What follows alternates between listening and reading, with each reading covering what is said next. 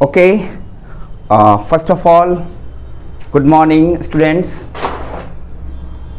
और जैसा कि कल हम लोग डिस्कस कर रहे थे इंक्लूसिव एजुकेशन पे, कल हम लोग का डिस्कशन चल रहा था कि इंक्लूसिव एजुकेशन क्या है, मतलब समावेशी शिक्षा क्या है और इसका मुख्य उद्देश्य क्या है, इस पर हम लोगों ने कल डिस्कस किया था।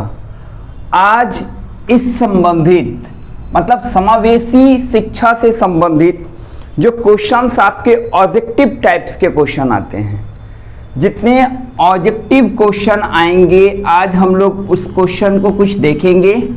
तो ये क्वेश्चन आपके सेंट्रल टीचर के लिए के एग्ज़ाम के लिए भी इम्पॉर्टेंट है और जो स्टेट का एग्ज़ाम होता है उसके लिए भी इम्पॉर्टेंट है।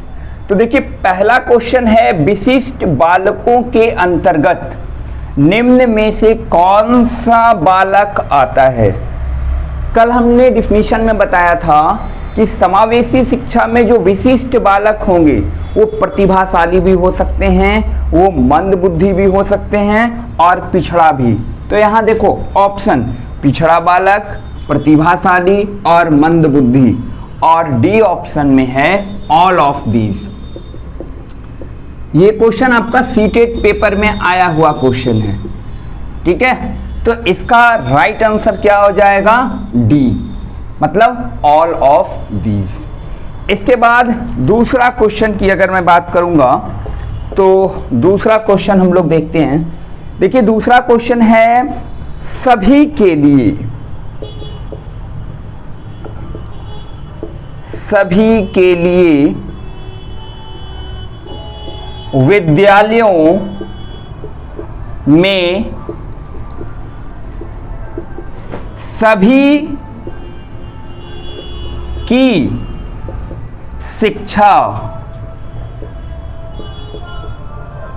शिक्षा निम्नलिखित में से कुछ क्वेश्चन मैंने चुने हैं आपके लिए और इस टॉपिक से संबंधित। निम्नलिखित में से बहुत बार रिपीट क्वेश्चन आया है, किसके लिए प्राचार्य वाक्य हो सकता है, वाक्य हो सकता है, ठीक है। तो फर्स्ट ऑप्शन है आपका सशक्तिशील शिक्षा।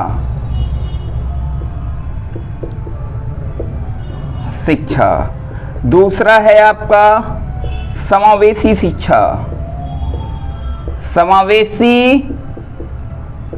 शिक्षा। तीसरा ऑप्शन है आपका सहयोगात्मक शिक्षा और चौथा है आपका पृथक शिक्षा। सबसे पहले मैं क्वेश्चन को समझता हूं। देखिए, यहाँ पे क्वेश्चन है कि सभी के लिए विद्यालयों में से सभी की शिक्षा। कल ही मैंने बात किया था कि समावेशी शिक्षा जो होता है वो सभी के लिए है और सभी विद्यालयों में इसका पालन होता है। तो ये क्वेश्चन आपका सीटेट स्टेट में आया हुआ क्वेश्चन है। अब ऑप्शन देखो, शक्तिशील शिक्षा ये नहीं होगा, सहयोगात्मक मतलब एक दूसरे के सहयोग से ये भी नहीं होगा। तो इसका राइट आंसर क्या होगा, समावेशी शिक्षा मतलब इंक्लूसिव एजुकेशन। इसी तरह से हम लोग अब तीसरे क्वेश्चन की ओर बढ़ेंगे। इस टॉपिक से जो क्वेश्चन आया है अभी तक उसका कुछ इंपॉर्टेंट क्वेश्चन जो लगातार एग्जाम में आते रहता है, हम लोग उस पर डिस्कस कर रहे हैं।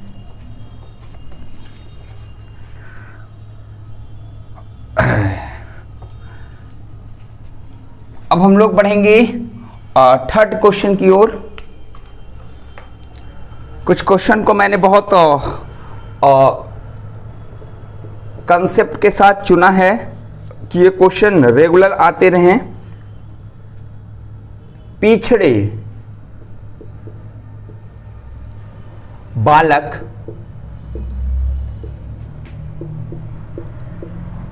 ऐसे बच्चे हैं।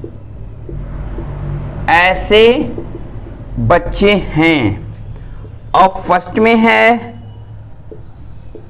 जिनकी सीखने की गति धीमी है, गति धीमी हो। दूसरा है जिनकी बुद्धि लब्धि,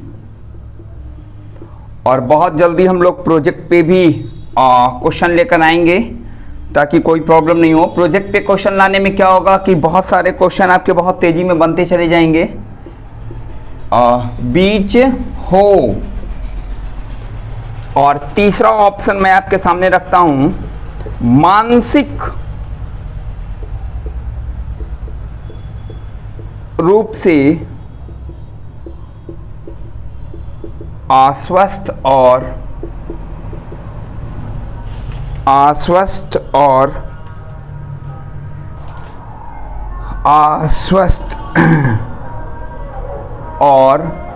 असमायोजित हो। और डी में ऑल ऑफ दीज। ये क्वेश्चन भी आपके सीटेट और स्टेट में आए हुए हैं। तो देखिए यहाँ पे अगर बीएड में क्वेश्चन आता है तो वहाँ तो डायरेक्ट क्वेश्चन आपके आएंगे कि समावेशी शिक्षा क्या है, उनके महत्वों और लक्ष्यों का वर्णन करें। लेकिन यहाँ पे उसी टॉपिक से, जो टॉपिक कल मैंने बताया था, उसी टॉपिक से बीच से क्वेश्चन निकाल कर आपके सामने लाया है। जैसे देखिए, पिछड़े बालक ऐसे बच्चे हैं। अब कौन सा पिछड़ा? ये आपने 7-8 में भी पढ़ा होगा कि बहुत सारे जो बच्चे होते हैं वर्नेबल चिल्ड्रन होते हैं, ठीक है। तो यहाँ पे देखो लिखा हुआ जिनमें सीखने की गति धीमी हो, तो ये उनका साइको होता है। जिनकी बुद्धि लब्धि का स्तर 80 से 90 के बीच में हो, ये भी नहीं होगा।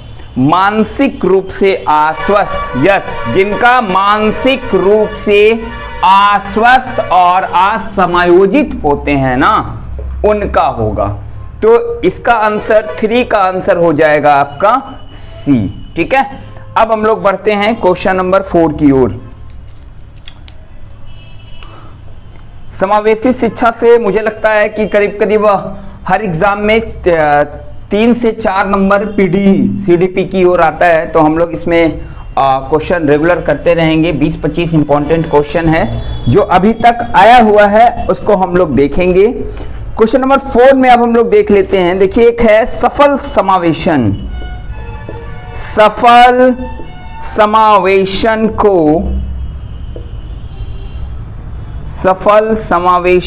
को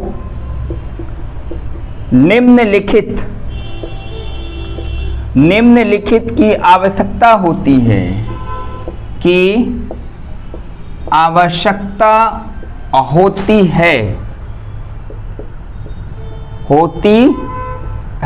सिवाय, अब क्वेश्चन यहां देखो थोड़ा घुमा दिया है, सिवाय किसके? तो पहला हो जाएगा आपका ऑप्शन है पृथक्करण। दूसरा ऑप्शन है अभिभावकों की भागीदारी।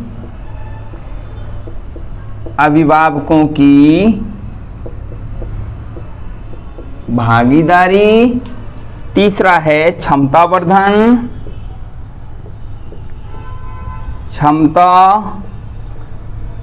संवर्धन। और चौथा है संवेदनशील बनना, ठीक है। अब इस क्वेश्चन को पहले हम लोग पढ़ते हैं। देखिए, कहता है क्वेश्चन क्या है, सफल समावेशन का मतलब क्या होता है? हम एक दूसरे को जो नियत से समझते हैं। तो कह रहा है इसमें किसकी जरूरत होती है? तो यहां पे होगा आपका क्या होगा, पृथक्करण, मतलब अलग तरीके से, अलग होकर अगर जो हमारा जो सोचने का जो एबिलिटी, जो थिंकिंग, जो बिहेवियर कंसेप्शन है, वो आपका सफल समावेशन होगा ये। तो इसका आंसर हो जाएगा पृथक्करण। इसके बाद एक और इंपॉर्टेंट है, इसको भी मैं करा देता हूं और हमारी कोशिश होगी कि ज़्यादा से ज़्यादा मैं क्वेश्चन आपके बीच में लाऊं, ताकि आप भी इस तरह से पढ़कर बहुत आराम, बहुत सिंपल ढंग से एग्ज़ाम को क्रैक कीजिए। कहीं कोई प्रॉब्लम नहीं है। जल्द से जल्द हम लोग इसको और टेक्नोलॉजी से जोड़ेंगे, लेटेस्ट टेक्नोलॉजी से जोड़ेंगे, ताकि बहुत सारे स्टूडेंट का जो फीडबैक है वो हमारे मतलब कि हमें जागरूक करता है, हमें मोटिवेट करता है। हम लोग एक लर्नर हैं और उसके अनुसार सीखते हैं और सिखाने की कोशिश करते हैं। इसके बाद हम लोग आ जाएंगे, एक 5 है, एक क्वेश्चन और मैंने चुना है, ये है विशिष्ट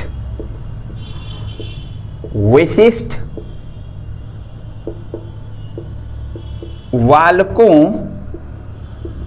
की शिक्षा हेतु शिक्षक का ध्यान, बिहार टेट में भी आया हुआ क्वेश्चन है, शिक्षक को ध्यान देना चाहिए। किस पे ध्यान देना चाहिए? अब देखिए, अपने पहनावे पर, दूसरा अनुशासन पर, तीसरा पाठ्यक्रम पर यानी सिलेबस। आजकल तो सिलेबस की बहुत ज़्यादा एक गैदरिंग होती है कि इस साल इतना सिलेबस खत्म करना है। इस बार तो क्लास 10 और 9 का सिलेबस भी एनसीईआरटी के द्वारा कम किया गया था, क्योंकि आपको भी पता है कि हमारा देश क्या पूरे वर्ल्ड एक ऐसा वायरस से जूझ रहा है जो अभी तक मैं अगर कहूँ तो बहुत सारे जगहों पर नियंत्रण नहीं हो सका है। बहुत भयावह स्थिति है।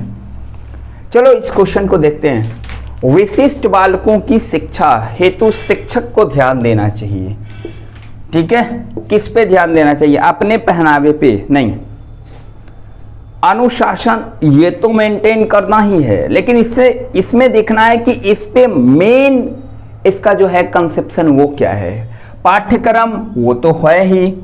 अब देखो, व्यक्तिगत आवश्यकताओं व समस्या पर जो मेन थीम है वो व्यक्तिगत है कि क्या जरूरत है, क्या उन्हें चाहिए, क्या थ्योरी चाहिए, क्या कंसेप्शन चाहिए, ये बहुत ही ज़रूरी है। इसके बाद अब हम लोग 6 की ओर बढ़ेंगे। एक इम्पॉर्टेंट और क्वेश्चन मैंने आपके सामने रखा है। अब देख लो, ये कहता है असंगठित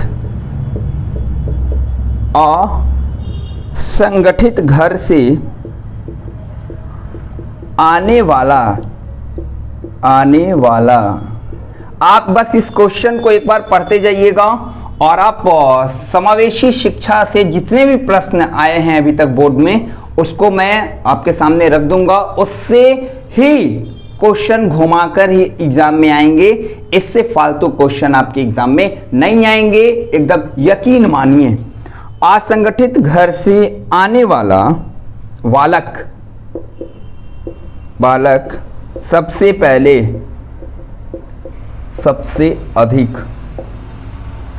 सबसे अधिक कठिनाई का अनुभव करेगा।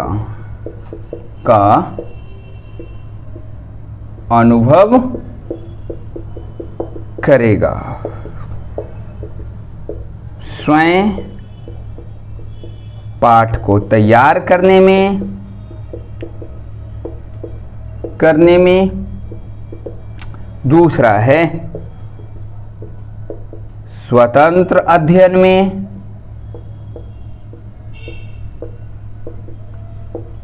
में।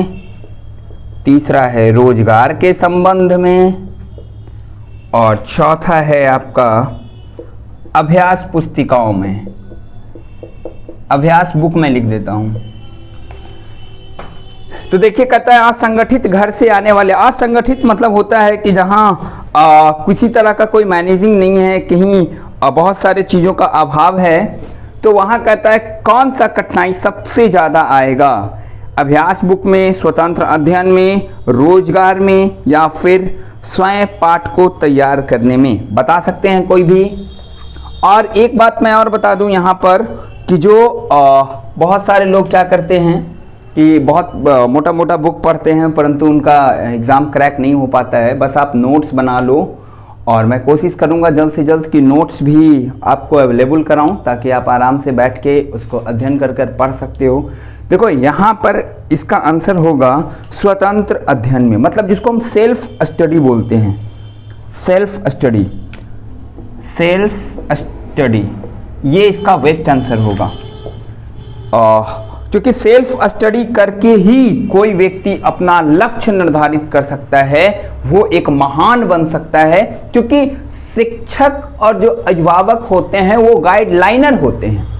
पढ़ना आपको है, रिजल्ट आपको करना है। तो यहाँ पर मैं कुछ क्वेश्चन आपके बीच लाया था, इसके बाद कुछ और क्वेश्चन को मैं चूज करूँगा और आपके बीच लाऊंगा। तो मिलता हूँ एक नए वीडियो में, तब तक के लिए thank you, good bye, bye bye, जय हिंद, जय भारत।